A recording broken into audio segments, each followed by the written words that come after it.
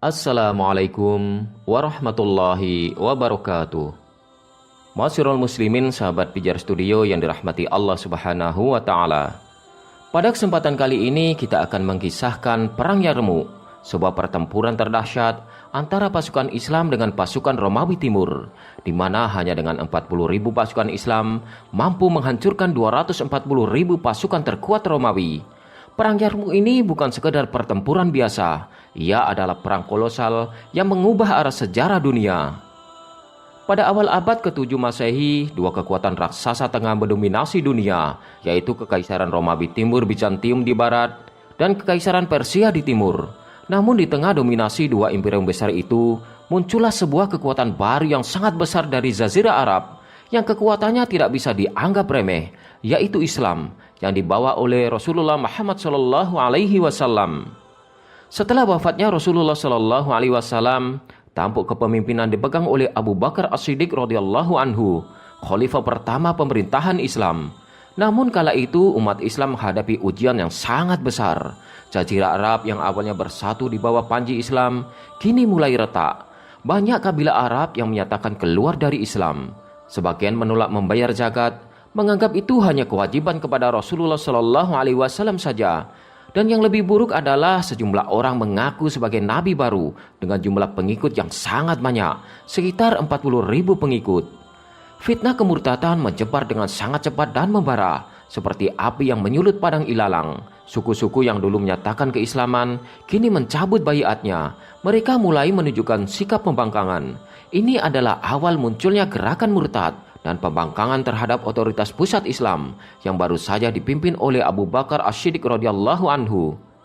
Para sahabat pun khawatir melihat kondisi genting ini. Sebagian mengusulkan agar Khalifah Abu Bakar radhiyallahu anhu bersabar dan tidak memerangi mereka yang hanya menolak zakat. Namun Abu Bakar berdiri dengan keberanian yang tak bisa digoyahkan. Abu Bakar berkata, "Demi Allah, aku akan memerangi siapa saja yang membedakan antara sholat dan zakat. Zakat adalah hak harta. Demi Allah, andai mereka menolak memberiku tali unta yang dahulu mereka serahkan kepada Rasulullah SAW, aku akan memerangi mereka karena penolakan itu." Umar bin Khattab yang awalnya ragu terhadap keberanian Khalifah Abu Bakar, akhirnya mengakui, "Demi Allah, tidak ada yang lebih teguh dan benar dari Abu Bakar." Akhirnya Khalifah Abu Bakar As-Siddiq segera mempersiapkan pasukan. Beliau membagi wilayah dan mengirimkan 11 pasukan ke berbagai penjuru untuk menumpas pemberontakan. Para panglima besar pun dimunculkan untuk memimpin pertempuran di medan laga. Antara lain, yang pertama adalah Khalid bin Walid, dikirim ke Yamamah melawan Musailamah Al-Kadzab, seorang nabi palsu dengan pengikut 40.000 orang.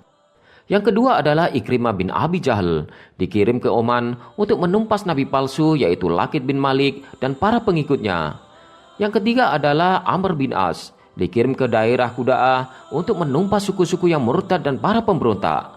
Yang keempat adalah Hudzaifah bin Mihsan, dikirim ke Mahro untuk menumpas kemurtadan dan pemberontakan di Mahro. Panglima yang kelima adalah Al-A'la bin Hadrami, dikirim ke Bahrain untuk menundukkan kembali kabilah-kabilah yang murtad. Abu Bakar As-Siddiq radhiyallahu anhu mengatur strategi dengan sangat rapi, meskipun kala itu Madinah hanya punya sedikit pasukan tersisa. Strategi Abu Bakar yang jitu itu pun membuahkan hasil. Semua nabi palsu dapat ditumpas dan kabilah-kabilah yang menolak membayar zakat pun akhirnya dapat ditaklukkan satu persatu. Begitu pula para pemberontak atau pembangkang, semuanya dapat ditaklukkan. Akhirnya Jazirah Arab kembali tunduk di bawah panji Islam. Gerakan murtad dipadamkan, api pemberontakan dipadamkan dengan darah para syuhada. Abu Bakar membuktikan bahwa kepemimpinan bukanlah sekedar warisan, tapi amanah yang harus ditegakkan dengan keberanian. Setelah seluruh kabilah-kabilah Arab tunduk di bawah panji Islam, Abu Bakar As-Siddiq pun tidak tinggal diam. Beliau adalah sosok pemimpin visioner yang melihat jauh ke depan. Abu Bakar meyakini bahwa Islam bukan hanya untuk bangsa Arab saja, tapi untuk seluruh umat manusia. Maka ketika stabilitas telah kembali, Abu Bakar As-Siddiq mengarahkan pandangannya ke kedua imperium raksasa yang mengelilingi dunia Islam saat itu, yaitu Kekaisaran Persia di timur dan Kekaisaran Romawi Bizantium di barat. Dua kekuatan itu telah berabad-abad mendominasi dunia dan menindas bangsa-bangsa kecil di sekitarnya. Abu Bakar tidak ingin Islam hanya diam di semenanjung Arab, beliau ingin Islam tersebar di seluruh dunia. Maka beliau memulai ekspedisi jihad terbesar dalam sejarah awal Islam. Abu Bakar kemudian memerintahkan para panglima terkuatnya untuk menaklukkan Persia dan Romawi. Untuk menghadapi Persia yang merupakan negeri dengan militer kuat dan budaya ribuan tahun, Abu Bakar As-Siddiq memilih panglima terbaiknya, yaitu Khalid bin Walid radhiyallahu anhu. Beliau diberi amanah untuk memimpin pasukan Islam menuju wilayah Irak, yang kala itu merupakan bagian dari wilayah strategis Kekaisaran Persia.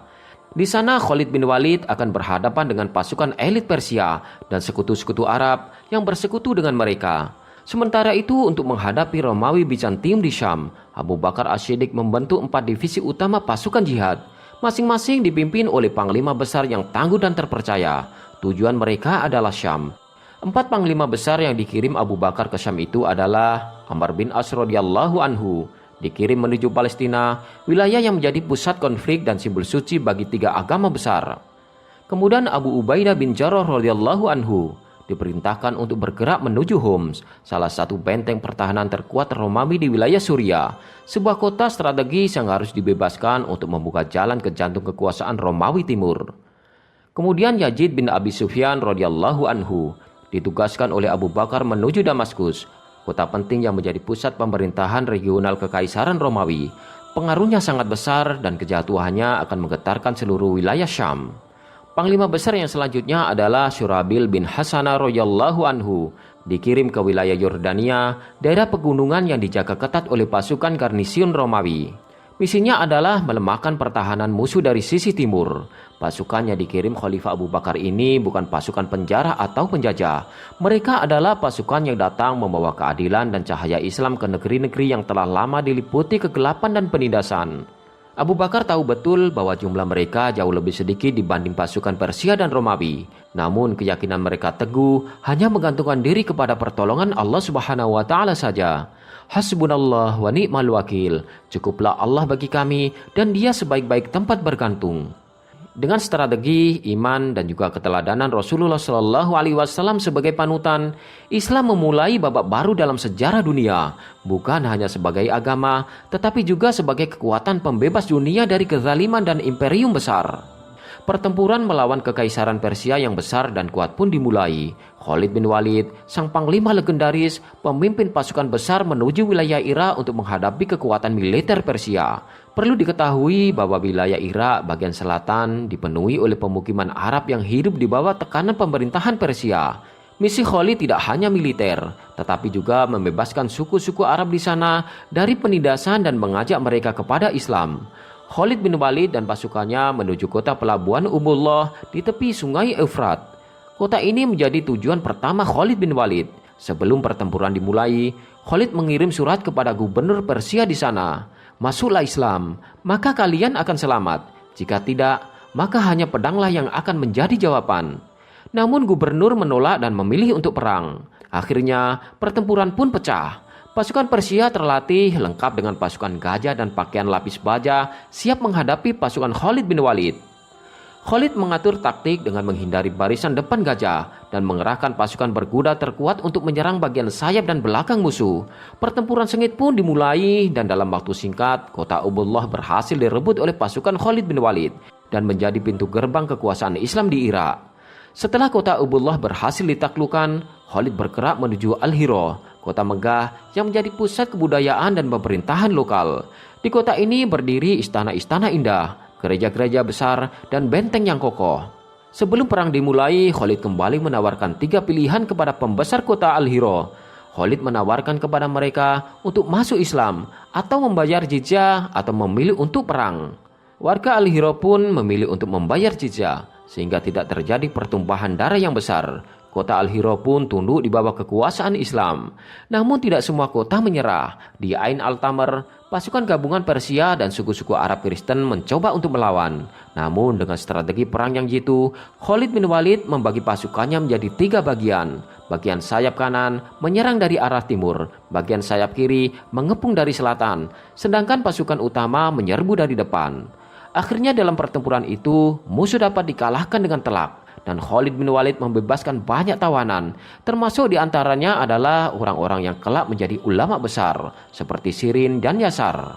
Sirin adalah ayah dari Muhammad bin Sirin, seorang ulama tabi'in. Sedangkan Yasar adalah ayah dari Hasan al-Basri, seorang ulama besar Basra. Setelah kemenangan demi kemenangan, suku-suku Arab di bawah kekuasaan Persia mulai mengirim utusan untuk masuk Islam atau membayar jizyah. Daerah-daerah seperti Anbar, Dumatul Jandal, dan Amgisya pun jatuh tanpa perlawanan berat. Kekaisaran Persia yang selama ini dikenal kuat, megah, dan ditakuti, akhirnya tumbang di hadapan pasukan Islam yang dipimpin oleh Khalid bin Walid. Dengan strategi militer yang brilian, keberanian yang luar biasa, dan semangat jihad yang tidak tergoyahkan, Khalid bin Walid mengguncang jantung pertahanan Persia. Pertempuran demi pertempuran pun ia menangkan, bukan hanya dengan pedang, tapi juga dengan keadilan dan keimanan. Kekaisaran Persia yang telah lama menindas bangsa-bangsa di bawah kekuasaannya, termasuk suku-suku Arab di Irak, kini hancur oleh tangan para pejuang Islam. Sahabat Bicara Studio yang dirahmati Allah Subhanahu wa Ta'ala, sekarang kita beralih ke wilayah Syam, di mana pasukan Islam mulai bergerak untuk melawan pasukan Romawi.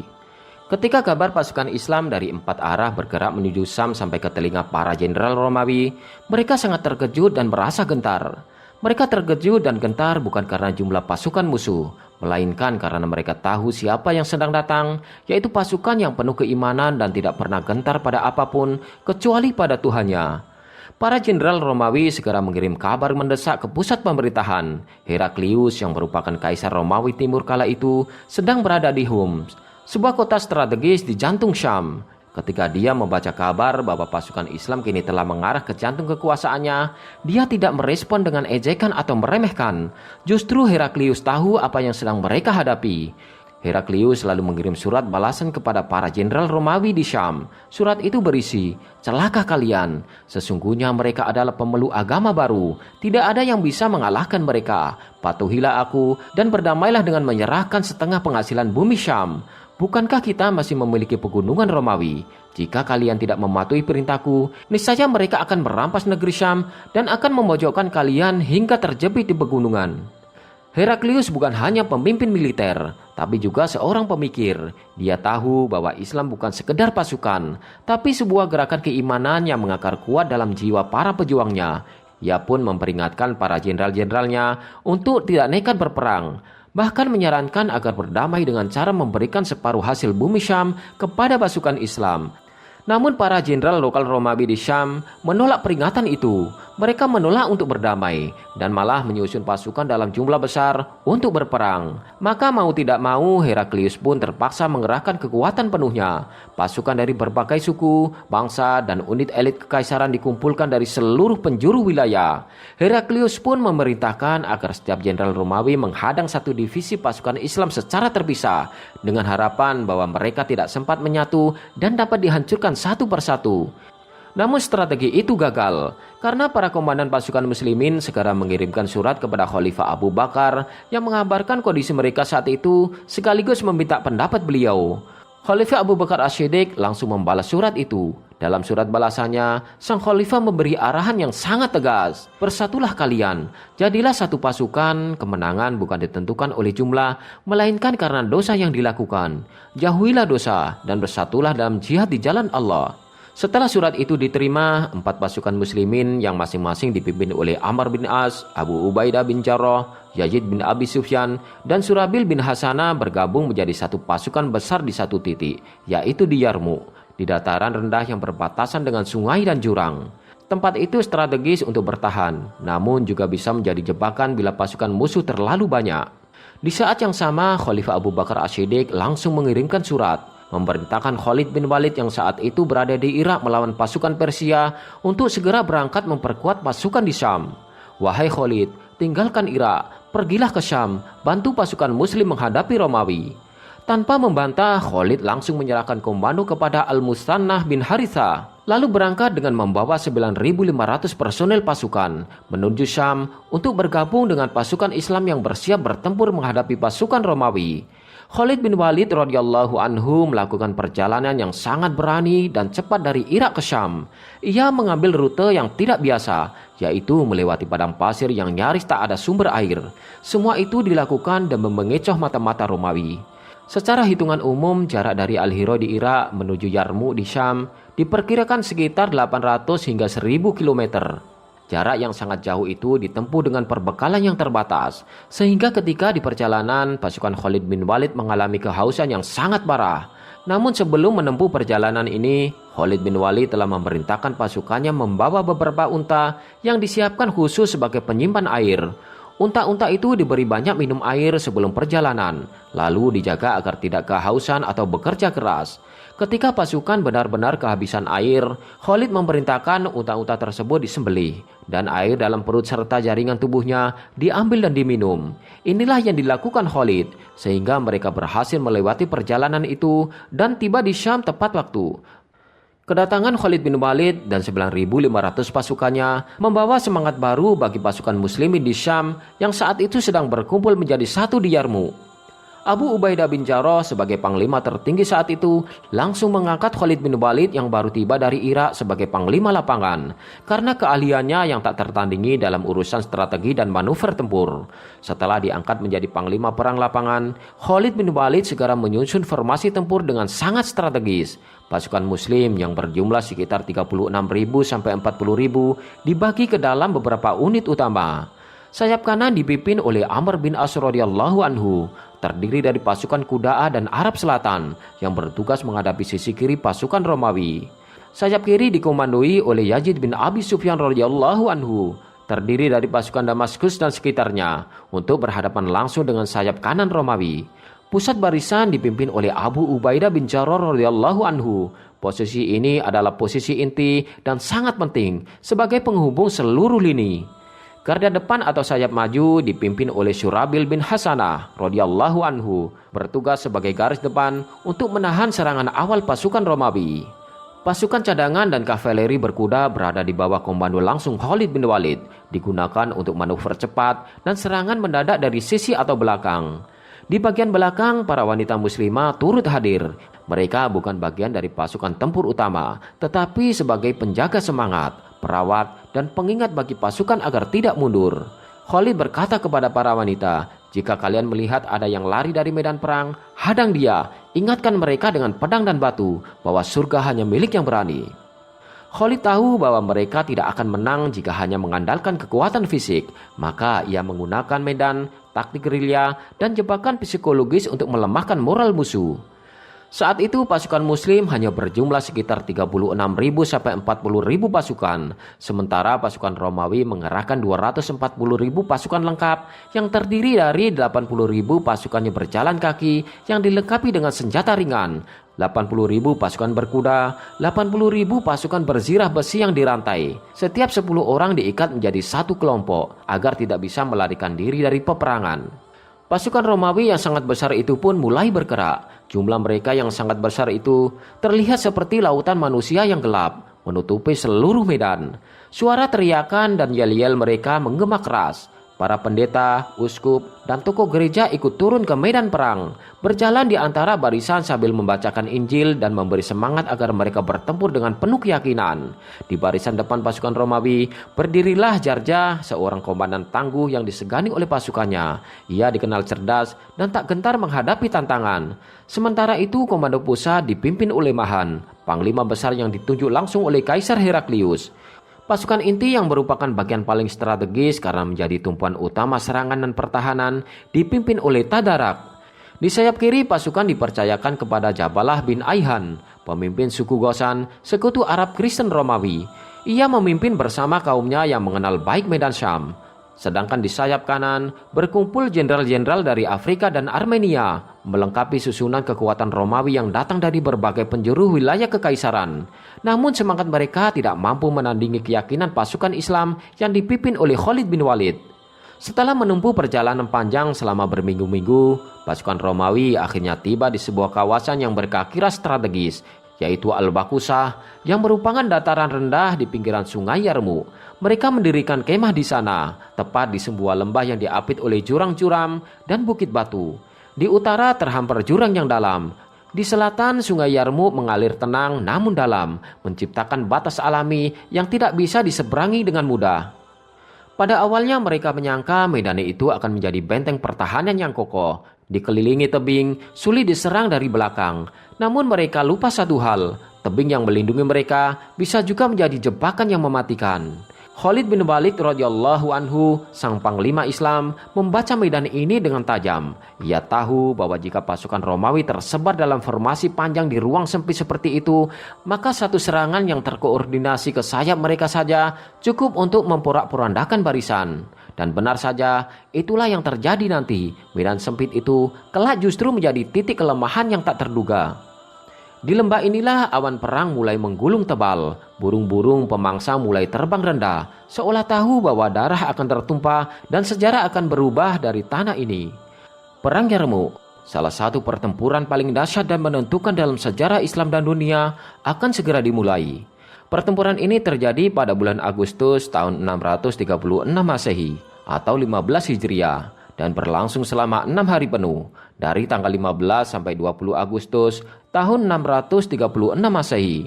Pertempuran ini terjadi di sekitar Sungai Yarmouk, anak sungai dari Sungai Yordan yang kini berada di kawasan perbatasan antara Suriah, Yordania, dan Palestina. Di medan inilah dua kekuatan besar dunia saat itu saling berhadapan, yaitu kekhalifahan Islam yang sedang tumbuh dan kekaisaran Romawi Timur Bizantium yang telah lama menguasai kawasan Timur Tengah. Namun di tengah persiapan menghadapi perang besar ini, qadarullah, sebuah peristiwa besar terjadi di Madinah. Khalifah Abu Bakar As-Siddiq radhiyallahu anhu wafat. Beliau meninggal dunia setelah jatuh sakit, yaitu pada tahun 13 Hijriah, setelah memimpin umat Islam selama lebih dari 2 tahun. Sebelum wafat, beliau telah menunjuk Umar bin Khattab radhiyallahu anhu sebagai penerusnya. Umar pun melanjutkan kepemimpinan dan meneruskan misi penaklukan Syam, termasuk kelanjutan perang Yarmouk yang sudah mendekati titik puncak. Setelah Umar bin Khattab diangkat menjadi khalifah, beliau segera mengirim surat kepada para panglima di Syam dan menunjuk Abu Ubaidah bin Jarrah sebagai panglima tertinggi menggantikan Khalid bin Walid. Namun karena menghormati keahlian Khalid dalam medan perang, Abu Ubaidah bin Jarrah merahasiakan surat itu hingga perang usai dan tetap membiarkan Khalid bin Walid memimpin pasukan.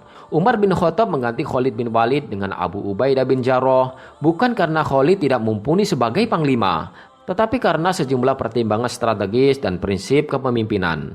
Khalid bin Walid dikenal sangat sukses di setiap medan perang dan memiliki julukan pedang Allah yang terhunus. Banyak rakyat dan pasukan muslim yang memuja Khalid, sampai-sampai sebagian orang menganggap kemenangan kaum muslimin bergantung padanya. Umar khawatir kecintaan yang berlebihan kepada Khalid bisa menimbulkan fitnah atau ketergantungan terhadap manusia, bukan kepada Allah. Umar ingin menegaskan bahwa kemenangan datang dari Allah, bukan dari kehebatan seorang panglima. Sebelum pertempuran Yarmouk benar-benar dimulai, Abu Ubaidah bin Jarrah dan Yazid bin Abi Sufyan bersama beberapa sahabat lainnya maju ke arah pasukan musuh untuk bertemu dengan panglima Romawi. Mereka berniat menemui Tadarak, salah satu jenderal Romawi yang saat itu sedang berada di dalam tenda mewah yang terbuat dari sutra. Ketika tiba di sana, para sahabat berkata, "Kami tidak diperbolehkan oleh agama kami untuk masuk ke tenda seperti ini." Maka disiapkanlah karpet dari sutra di luar tenda untuk mereka duduki. Namun mereka kembali menolak. Kami juga tidak boleh duduk di atasnya. Akhirnya Tadarak pun menunjukkan sikap hormat dengan ikut duduk di tempat yang mereka anggap layak. Dalam pertemuan itu, para sahabat mengajak Tadarak untuk masuk Islam. Namun ajakan mereka tidak diterima. Maka Abu Ubaidah dan Yazid bin Abi Sufyan bersama beberapa sahabat lainnya kembali ke barisan kaum muslimin. Tidak lama kemudian, panglima sayap kiri Romawi yang bernama Mahan meminta untuk berbicara langsung dengan Khalid bin Walid. Mereka bertemu di tengah-tengah antara dua pasukan. Dalam pembicaraan itu, Mahan berkata, "Kami tahu bahwa kalian datang ke sini karena miskin dan lapar. Bagaimana jika aku beri 10 dinar untuk setiap orang, lengkap dengan makanan dan pakaian? Lalu kalian pulang saja ke negeri kalian, dan tahun depan kalian akan menerima hal yang sama." Khalid bin Walid menjawab dengan tegas, "Apa yang kamu sebutkan bukan alasan kami untuk meninggalkan negeri kami. Kami datang bukan karena kemiskinan, tapi karena kami adalah kaum peminum darah. Dan kami telah mendengar bahwa darah kalian, yaitu bangsa Romawi, adalah darah yang paling segar. Karena itu kami datang ke sini." Mendengar jawaban itu, para pengikut Mahan tercengang. Mereka berkata, "Demi Allah." Mereka pun bersumpah atas nama Allah, "Demi Allah, belum pernah kami mendengar ucapan seperti itu dari bangsa Arab sebelumnya." Setelah Khalid menolak tawaran Mahan, maka pertempuran kemudian dimulai. Khalid bin Walid memerintahkan agar perang dimulai dengan duel 1 lawan 1 antar para jagoan dari masing-masing pasukan. Para pejuang Islam pun maju ke medan laga satu persatu, memanaskan suasana perang. Sementara itu, Khalid berdiri menyaksikan mereka bertarung dengan gagah berani. Di tengah ketegangan itu, pemimpin lini depan pasukan Romawi yang bernama Jarja meminta bertemu langsung dengan Khalid bin Walid di antara dua barisan. Ia ingin tahu lebih jauh tentang Islam. Jarja bertanya kepada Khalid bin Walid, "Wahai Khalid, jujurlah kepadaku, apakah benar bahwa Allah telah menurunkan wahyu kepada kalian?" Khalid bin Walid menjawab, "Benar, Allah mengutus seorang nabi kepada kami, yaitu Muhammad SAW. Beliau membawa kebenaran dari sisi Allah dan kami mengikutinya." Jarja kemudian bertanya, "Lalu apa ajaran yang kalian bawa?" Khalid bin Walid menjawab, "Kami menyuruh manusia untuk menyembah Allah semata, meninggalkan penyembahan terhadap makhluk. Kami serukan kepada keadilan, akhlak, dan keselamatan dunia serta akhirat."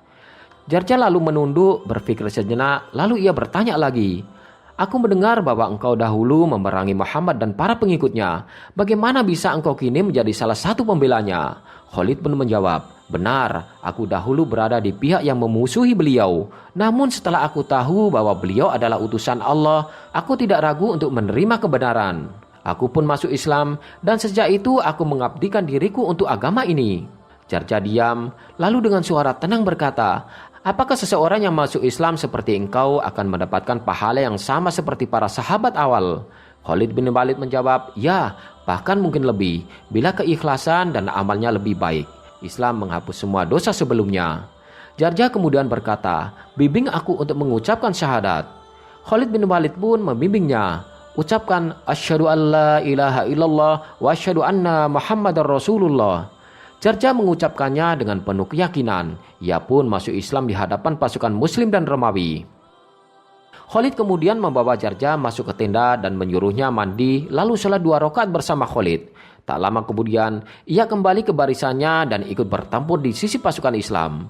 Bayangkan, seorang komandan Romawi menyatakan masuk Islam di hadapan musuhnya di tengah suasana sebelum perang besar terjadi. Ini sangat mengejutkan bagi kedua belah pihak. Melihat salah satu pemimpin mereka berbalik arah, pasukan Romawi marah dan segera melancarkan serangan besar-besaran ke arah kaum muslimin. Mahan, yang merupakan panglima tertinggi pasukan Romawi, memerintahkan pasukan sayap kanan menyerang pertahanan sayap kanan pasukan Islam. Namun kaum muslimin tetap kokoh bertahan, berjuang gigih di bawah panji-panji mereka, dan akhirnya berhasil mematahkan serangan pasukan Romawi. Setelah serangan sebelumnya berhasil dipatahkan, pasukan Romawi kembali datang dengan kekuatan yang lebih besar. Mereka muncul bagaikan gunung yang menggelinding, mengguncang dan memporak-porandakan barisan sayap kanan pasukan Islam. Akibatnya sebagian pasukan Islam mundur ke tengah formasi. Namun para komandan segera menyerukan agar mereka kembali ke medan tempur. Dan dengan semangat yang menyala, mereka pun bangkit kembali dan berhasil memukul mundur pasukan musuh. Di saat genting itu, para wanita muslimah menunjukkan keberaniannya yang sangat luar biasa. Ketika melihat ada pasukan Islam yang mundur dari medan pertempuran, para wanita berteriak, "Kembali kalian, apakah kalian meninggalkan kami kepada orang kafir?" Para wanita kemudian melempari batu dan sebagian lain menarik pakaian para prajurit agar kembali ke medan laga. Tindakan ini membakar semangat para prajurit agar tidak mundur sejengkal pun. Kemudian Khalid bin Walid bersama pasukan yang berada di sisi kiri maju dengan cepat untuk membantu sayap kanan pasukan Islam yang sedang terdesak akibat serangan Romawi. Dengan strategi yang cepat dan tepat, mereka berhasil menerobos barisan musuh dan menewaskan 6.000 tentara Romawi. Tak berhenti di situ, Khalid bin Walid lalu memimpin 100 prajurit berkuda menghadapi 100.000 tentara Romawi. Dengan keberanian dan ketangkasan yang luar biasa, pasukan yang kecil ini mampu mengguncang dan menghancurkan barisan musuh hingga porak-poranda.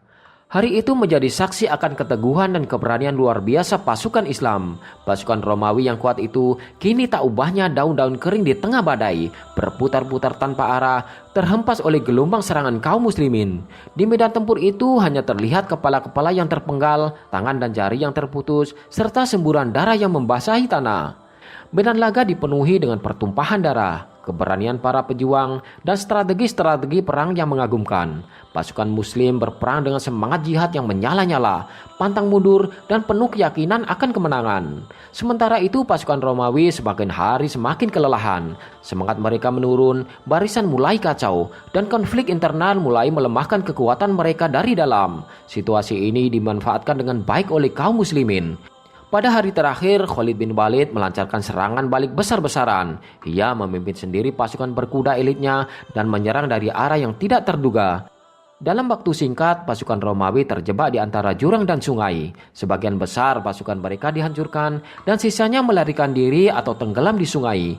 Mahan dan sebagian besar jenderalnya tewas di medan perang. Saat itulah seluruh pasukan Islam melancarkan serangan serempak. Mereka dengan mudah menggempur barisan musuh yang sudah lemah, hingga tak ada perlawanan berarti yang tersisa. Jarja, panglima Romawi yang sebelumnya masuk Islam, ikut bertempur bersama kaum muslimin.